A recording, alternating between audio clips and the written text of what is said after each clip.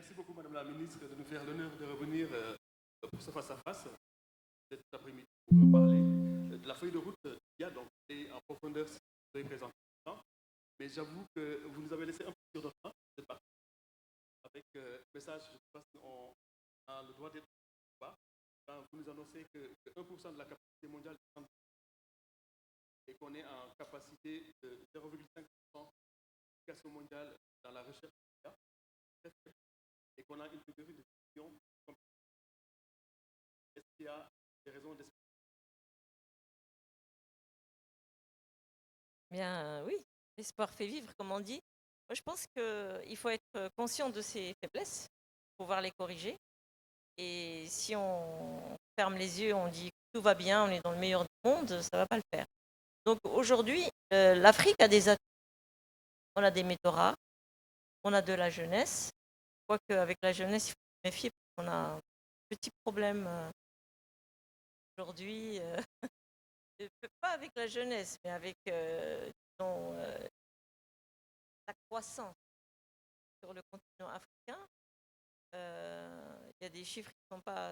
On est passé de familles à 10, 11 personnes, à des familles à 2, 3 personnes sur le continent, de façon globale, sur le continent. Donc ça veut dire qu'on ne va pas continuer sur une progression linéaire. Et donc aujourd'hui, en Afrique, on a besoin de développer ce qui nous manque.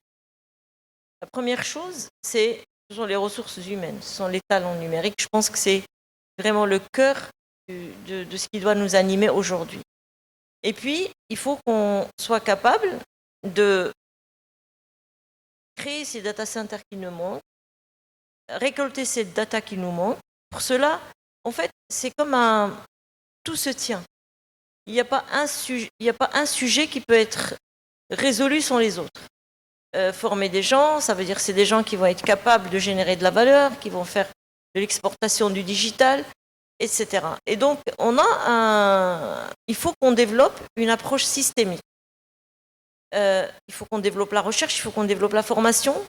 Alors, sur la recherche, je vais faire une petite digression, c'est que aujourd'hui, dans un monde aussi compétitif que celui de l'intelligence artificielle, il faut faire de l'innovation basée sur de la recherche scientifique.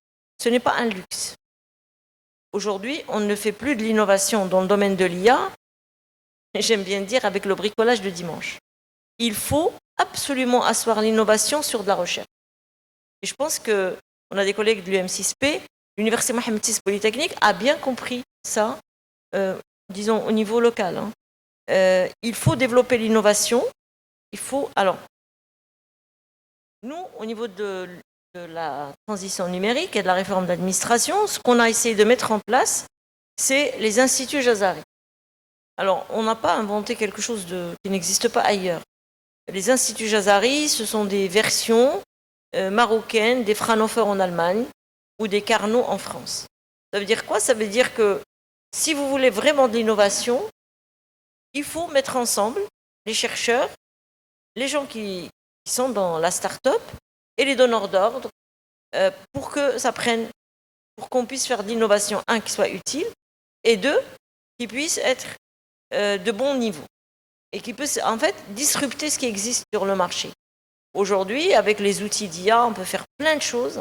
Tout le monde peut faire plein de choses avec les algorithmes disponibles, mais arriver à faire des algorithmes très très précis ou différents ou qui génèrent de belles choses, j'essaie exprès de rester abstraite,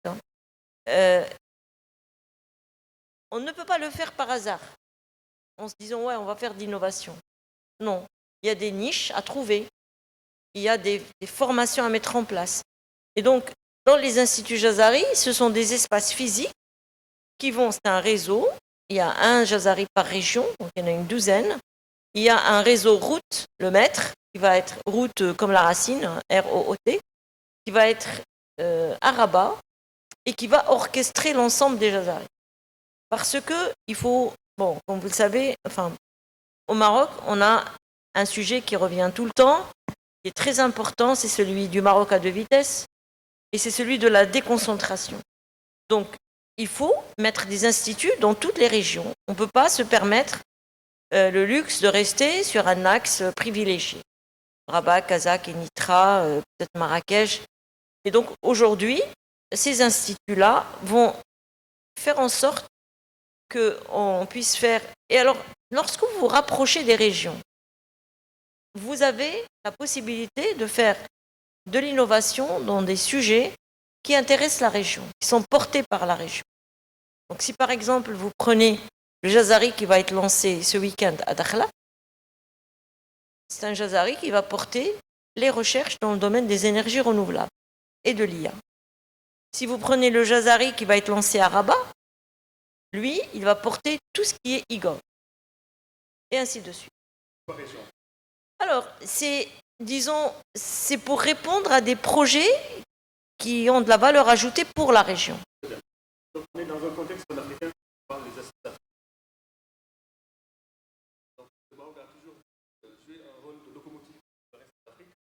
Vous avez dans votre en tant que moteur de marche globale ou quelle est sur la feuille de route? Est-ce qu'il y a un volet de coopération? Même tout seul de pas le faire. Tout à fait. Alors, j'ai parlé très rapidement ce matin de D4SD, le Digital for Sustainable Development Hub, donc pour lequel le Maroc a été choisi par le Programme de développement des Nations Unies, le PNUD ou UNDP, pour faire du Maroc un hub digital arabo-africain. Donc, on a un périmètre qui est la région Moyen-Orient et puis tout le continent. Ça veut dire quoi? En fait, c'est un outil qui va permettre de faire de la coopération à l'échelle, on va dire, régionale. Par la région, j'entends Moyen-Orient et Afrique. Et donc, ça veut dire quoi? Ça veut dire lancer des projets, ça veut dire créer de l'innovation, ça veut dire développer des centres de recherche croisés, etc. Et ça, c'est un mandat que nous avons eu le 26 septembre dernier aux Nations Unies par le PNUD. Nous y travaillons, il va y avoir un certain nombre d'initiatives qui vont voir le jour. Alors, on peut se dire, oui, sont un peu prétentieux ces Marocains. Non, notre objectif, c'est pas de être leader pour nous, c'est porter un projet. C'est pas forcément... C'est l'idée de travailler avec tous les autres. Et je vais vous donner un exemple. Quand j'étais à l'UM6P, on a créé un programme qui s'appelle African Women in Tech and AI. J'ai incubé 350 femmes africaines de 28 pays africains, avec des formations en ligne, avec de l'incubation sur place, avec l'accompagnement pendant 1 an et avec un financement. Donc, lorsqu'on parle de coopération, il faut que ça soit du win-win. Moi, je vais lancer des projets d'envergure. Moi, ce que je souhaiterais, c'est que la PME Tech marocaine, les start-up marocaines puissent se déployer dans cet espace-là.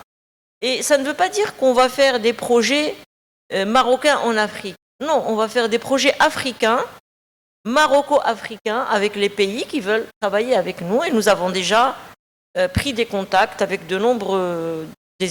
Par exemple, on travaille dans le cadre de Habitat, on a travaillé avec le Bénin. Ils ont un organisme qui s'appelle SEMCity, qui font de belles choses en IA, et nous avons monté des projets de collaboration. Donc nous avons déjà un certain... Alors le programme Habitat, on a été accompagné par l'UNESCO. Donc on avait tout le réseau UNESCO à portée de main, et là, que je connais très bien, et là, aujourd'hui, c'est avec le PNUD. Et donc le PNUD, c'est aussi un beau réseau qui va nous permettre de monter des projets collaboratifs qui sont coportés par le Maroc et les autres pays africains. Et là, ça va être aussi comme les Jazari. Il va y avoir des questions de l'eau, il va y avoir des questions de l'énergie, il va y avoir des questions de la data, il va y avoir même des questions de réglementation. Nous travaillons sur des frameworks qu'on pourrait, en quelque sorte, exporter. C'est pas un mot très positif. On dit exporter, ça veut dire... Non, en fait, on pourrait être une inspiration sur un certain nombre de frameworks que nous développons au Maroc et que nous co-développons avec nos amis africains. Vous avez abordé tout à l'heure la question de parler des jeunes. Aujourd'hui, vous avez lancé des programmes jeunes candidats.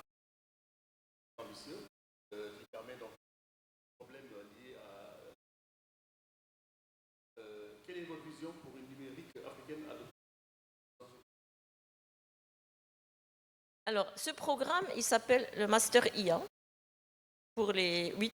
Alors, quand j'étais à l'UM6P, c'était pour les 8-14 ans. Et à la demande de la Fédération du football, on est passé de 8 à 18. Nous formons 200 000 enfants, jeunes. Enfin, enfants à 18 ans, on n'est plus tellement enfants. Donc, c'est 8-18 et 200 000 personnes. Donc, c'est un programme qu'on avait lancé dans une niche qui était l'UM6P, pour les 8-14 ans et qui avait marché très très bien. Et là, on s'est dit, pourquoi ne pas le généraliser? Alors, on avait eu quelques initiatives de généralisation, on a fait des tentatives, on a eu même des caravanes qui nous permettent de faire ça. On a été soutenu par la fondation OCP à l'époque. Et là, on s'est heurté à un autre problème, c'est que quand on arrivait dans les rurales, il n'y avait pas de formateurs. Les enseignants qu'on trouvait, ils n'étaient pas outillés pour former. Alors, quand je dis l'IA, c'est pas ChatGPT. Je veux dire comment monter un Arduino, comment démonter un Arduino, comment faire un chatbot, c'est une formation très très sérieuse, de l'éthique jusqu'au hardware, juste pour être clair. Et on trouvait que les enfants de 10 ans, 14 ans, 12 ans, ils étaient tout à fait aptes à développer. Ils développaient des jeux, ils développaient plein de choses. Et ils étaient très contents. Bref, la première question qui se pose dans nos pays, c'est il faut des formateurs qualifiés pour accompagner ces jeunes. Et donc, on a commencé par former les formateurs qui sont dans les maisons de jeunes et de culture. Et donc, suite à cela, on a lancé ce programme national. Là, sur une semaine, on a formé 739 ou 538 enfants dans toutes les régions, dans les 12 régions. Donc, c'est un cursus qui est maintenant rodé. Nous, on aime bien y aller à l'UM6P, on l'a fait pendant 3 ans. Au niveau national, on l'a fait cette année. Donc, on a scalé un petit peu, on est passé à l'échelle. Et donc, maintenant, on peut passer sur les 200 000. Toujours avec la même contrainte qui est d'avoir suffisamment de formateurs. Mais bon, voilà. Moi, je l'avais écrit une fois en disant que avec 6 itérations, si vous formez 10 personnes, à la fin, vous en formez 1 million. Ça va vite, l'exponentiel. Et donc, nous, ce qu'on fait, on forme des formateurs qui eux-mêmes vont former des formateurs un-to-un jusqu'à ce qu'on arrive à arroser tout le pays. Et c'est un modèle qui est exportable, qui est réutilisable, qui est générique. Nous, on fournit... Non, alors, on avait fait le calcul, ça nous coûtait à peu près 500 dirhams par enfant. Pas rien, c'est rien du tout, 50 euros. On est prêt, au Maroc, on est prêt à financer le programme. Après, sur l'Afrique, ça va dépendre un peu des pays, mais on peut lever des fonds. On a des organismes, des bailleurs de fonds qui peuvent accompagner ce programme sur toute l'Afrique. Si on n'est pas les seuls, il y a aussi beaucoup de formations de jeunes sur l'Afrique. Simplement, ça, je trouve que c'est un programme qui a été pensé par des enseignants-chercheurs, qui est vraiment très bien. Et lorsqu'on l'a déployé sur les 12 régions, je l'ai dit ce matin, je crois, on est arrivé dans des endroits où les enfants n'avaient jamais vu d'ordinateur. Donc vous n'imaginez pas ce que vous leur ouvrez comme monde, comme champ des possibles. Et voilà. Très bien, donc deux questions, internationales et d'autres. Ça sans parler de l'humain. Les coopérations internationales ont été mises en place et avec quel est le bilan que vous tirez de ces...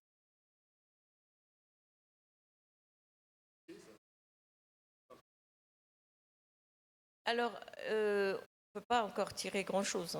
C'est des MOU qui ont été signés avec la volonté de mettre en place, notamment pour le e-gov, de mettre en place un laboratoire avec, si je prends le cas de Mistral, on va travailler sur les langages, les modèles de langage. Alors, en fait, ce qu'il faut savoir, c'est que Mistral est une des rares pépites des LLM qui fait de l'open source. Et ils ont une approche assez frugale, finalement. On en a parlé ce matin. Donc, nous, ce qui nous intéresse, c'est de travailler avec Mistral sur des modèles un peu particuliers qui sont adaptés à l'Afrique. Et eux, ça leur permet aussi de travailler sur des modèles différents, ce qu'ils ont l'habitude de faire. Donc, il y a des atomes crochus sur la question des LLM, sur la question de l'éthique, de la protection des données et aussi sur la frugalité des développements. Nous avons aussi signé un accord qui est très important avec une fondation qui s'appelle Current AI lors des assises. Et Current AI, leur sujet principal, c'est de travailler sur les données de manière à ce que à trouver des modèles de traitement de données, de processing qui protègent les données by design. Donc là aussi, on est sur des questions assez importantes entre R&D, recherche et développement. OpenAI, ils sont plus intéressés par la formation. Voilà. On a aussi fait des choses avec Meta, mais de façon très moins intrusive, on va dire. On se protège aussi comme on peut. Voilà. Donc, quand je parle de collaboration internationale, bon, il y a les big tech qui sont très intéressés par la Gateway Morocco. Mais il y a aussi, je ne sais pas, on travaille avec l'Arabie Saoudite, avec les Émirats, avec d'autres pays qui, eux, ont développé, par exemple, en Arabie Saoudite, ils ont développé un LLM qui s'appelle Allam, qui est à peu près de la même taille que ChatGPT. Si vous prenez Falcon aux Émirats, c'est un peu plus que ChatGPT en termes. On parle de 175 milliards versus 180 milliards de paramètres. Donc, on est sur des vrais mastodontes en termes de développement d'IA, l'Arabie Saoudite et les Émirats. On essaie aussi de travailler avec eux sur... et puis, on a un certain nombre de sujets communs. On travaille sur des langues similaires, sur des préoccupations similaires, etc.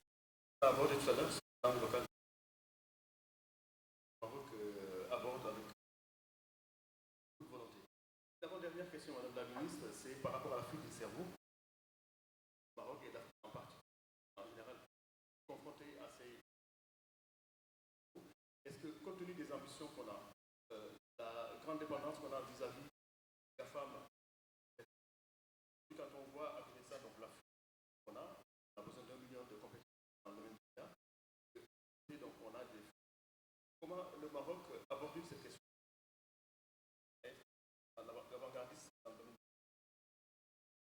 Alors, je dirais que aujourd'hui, le problème de la fuite des cerveaux ne se pose pas de la même façon qu'avant.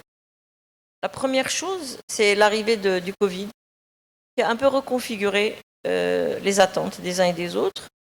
On travaille beaucoup à distance. Si vous allez un peu dans le sud du Maroc, vers Tarazout et compagnie, vous allez trouver des digitaux nomades qui viennent d'Allemagne, marocains. Des jeunes, oui, qui viennent faire du développement au bord de la mer, dans le désert, etc. Donc il y a plutôt une fuite dans l'autre sens. Bon, je ne dirais pas qu'elle est massive. Restons sérieux. Personne ne me croirait sinon. Mais ce que je veux dire, c'est qu'il y a une attractivité. Le Maroc, aujourd'hui, je pense que, sans vraiment avoir de statistiques fiables, je dirais qu'il arrive à garder quand même un bon pourcentage. À une époque, c'était on a son bac, on part. C'est plus tellement le cas aujourd'hui. On a beaucoup de retours. C'est bien quoi ce retour? Alors, oui, alors, il y a ça, mais il y a aussi, je vous ai dit, le Covid a reconfiguré un peu les gens qui ont été séparés de leur famille. Il y a des gens qui reviennent parce que leurs parents prennent de l'âge. Il y a des gens qui préfèrent la qualité de vie. Vous voyez, la qualité de vie au Maroc, c'est pas la même qu'en Europe. Vous allez, il y a des villes au Maroc où il fait très bon vivre. Regardez autour de vous, par exemple. Mais c'est pas un cliché. C'est vraiment les gens, ils reviennent parce qu'il y a une qualité de vie, parce que la famille est toujours là, parce qu'il y a des valeurs, parce qu'on a peur de certaines valeurs occidentales aussi qui se propagent. On a envie de préserver ses enfants, etc. Mais je dirais qu'aujourd'hui, par exemple, nous, on ne peut pas tabler que sur ça en tant que gouvernement.